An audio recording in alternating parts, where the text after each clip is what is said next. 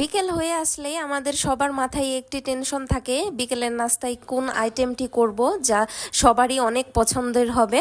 So আজ ঝটপট একটি পাকোড়ার রেসিপি নিয়ে আপনাদের সাথে হাজির হয়ে গেলাম। আশা করছি খুব ইজিলিভাবে আপনাদেরকে রেসিপিটি শেয়ার করতে পারবো। সো ফার্স্টে আমি এখানে মসুর ডাল নিয়েছি 1 কাপের মতো, আমি আধা ঘন্টার মতো ভিজিয়ে রেখেছিলাম। এখন দিয়ে দিব 2 পিসের মতো রসুন আর 3টা কাঁচামরিচ, ঝালটা আপনাদের পছন্দ অনুযায়ী দিবেন।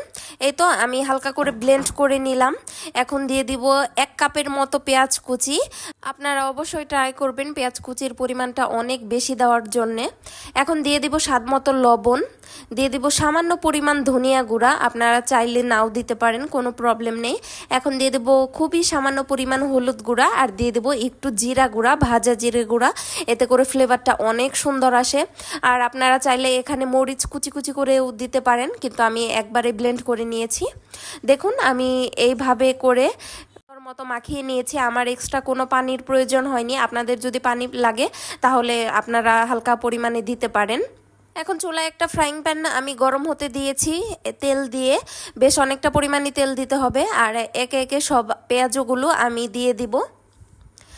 এখন ভালোভাবে উল্টে পাল্টে ভেজে নিলেই খুব মজাদার একটি বিকেলের স্ন্যাক্স আইটেম তৈরি হয়ে গেল। আপনারা এটা চায়ের সাথে বা এমনি আড্ডার ছলেও খেয়ে নিতে পারেন, কিংবা গরম ভাতের সাথেও এটি অনেক মজা লাগে। যারা এখনও ট্রাই করেননি একবার হলেও ট্রাই করবেন। আর ঘরে থাকা অল্প কিছু উপকরণ দিয়েই খুব মজাদার ঝটপট ক্রিস্পি একটি পাকোড়া আইটেম আমি আপনাদের তৈরি করে দেখালাম খুব সহজেই। আশা করছি আপনাদের ভিডিওটি ভালো লাগবে।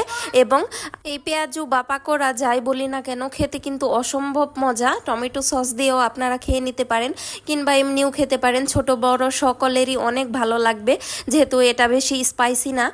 আশা করছি আপনাদের ভিডিওটি অনেক ভালো লাগলো।